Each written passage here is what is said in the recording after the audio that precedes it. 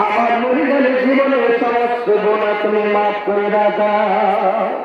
সেই দুটি বান্ধবের পাক কদম মোবারক জড়িয়ে ধরেন, আতপুতি মহব্বত সাহসের সঙ্গে তোমার পাঁচদের সঙ্গে জেলখানা মিশান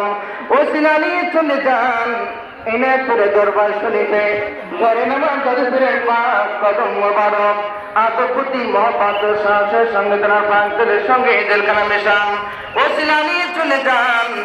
দুরমাতনুন মারহুমা মাকরা হযরত জোহরা রাহমাতুল্লাহি আলাইহা জিনা গর্বর করতে আল্লাহর তরফ হইতে তাই তো মদদ আসতেছে এদের বলতেছে ওসিলা নিয়ে চলে যান হযরত মাওলানা শাহ সুফি ওয়াজিদ রাহমাতুল্লাহি আলাইহি করেন তেনার পাক কদম মুবারক আতপুতি মোহাম্মদ শাহের সঙ্গে তেনার পাকের সঙ্গে এদের কামিশান ওসিলা নিয়ে চলে যান হযরত মাওলানা শাহ সুফি